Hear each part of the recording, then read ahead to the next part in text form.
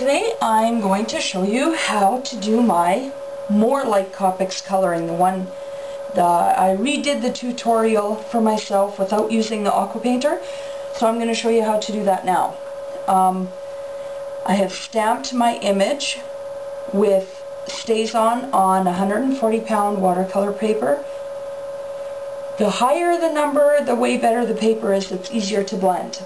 I also have another piece of watercolor paper here that was a scrap when I cut this apart, and that is to help me blend colors to see what goes good together. And I'll show you, right now we'll get going with his jeans. And I usually have a lighter color that I want, so I check on there and then I do a darker color to make sure it matches, and they go really good together. So I'll start with the darker color, and this is not quite navy, and I'm just going to add shadow in the shadow areas with my darker color where I would think there would be shadow. And for this, I do on the shadow lines, as well as under his arm there would be a shadow, and maybe along the edge of his pants where his shirt comes on. Then I take the lighter color and I just go over top. And as you're coloring over top of the darker color, it will start to blend in, and it doesn't become such harsh lines.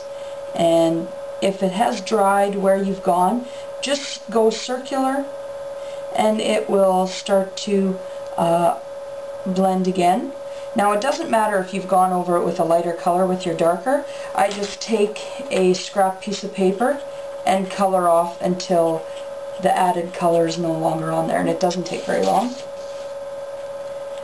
And then you just keep going. For his shirt, I am using certainly celery, and I think, I don't know, maybe I'll use always artichoke, I think. Yeah. So then you just go again on your darker areas.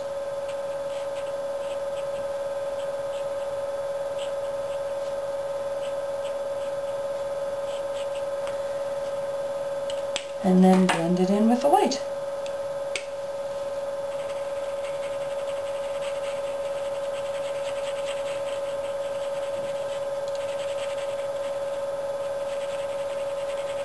It's not going to wreck your markers, you don't have to worry about that. In big areas I usually color it in, get everything wet, and then go back and start to blend over where the shadow lines would be.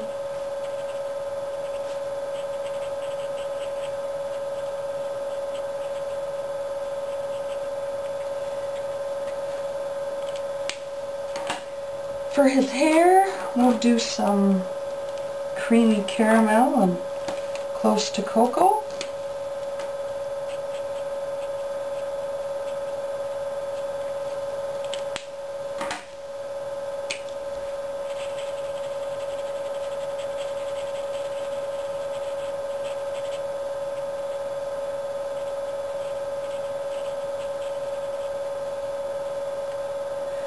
Now for her shirt, I know I want pale plum,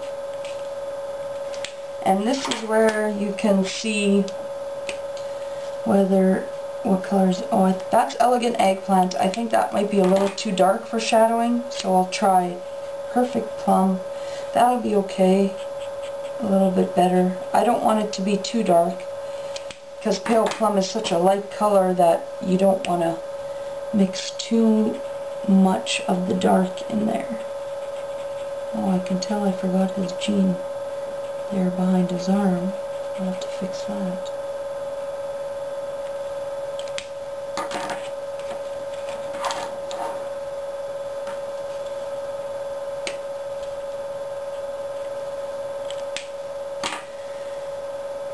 the nice thing about coloring on watercolor paper is it won't give you lines, and it gives you lots of room to do blending so that you're not worrying about whether you're going to have harsh lines or anything like that. It actually goes very nicely. Bit of a shadow there.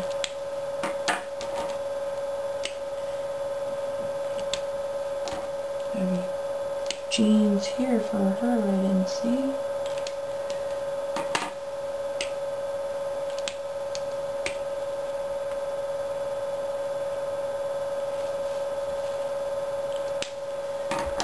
So let's do her hair. It's probably summer in this picture, as you can tell, so maybe spring, but it's definitely not winter, so she's probably got highlights.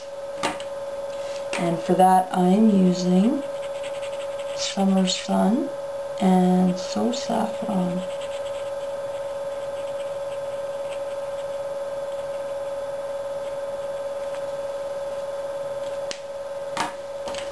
Now for the ground, I had an idea here to use two different colors, so I'm going to use Old Olive and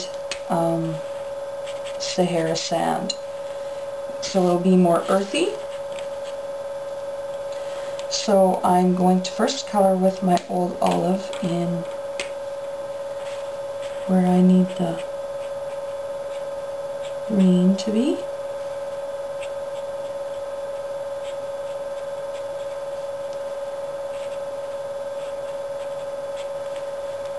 And then I'm going to blend it with my Sahara Sand, just so it looks a little more earthy.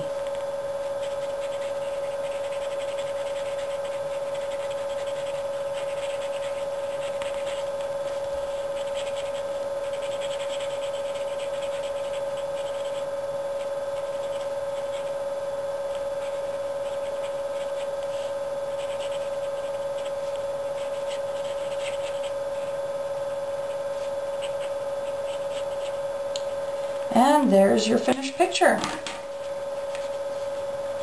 More like Copics coloring with a lot of shadows and highlights. It's actually quite easy to do, and it doesn't take very long.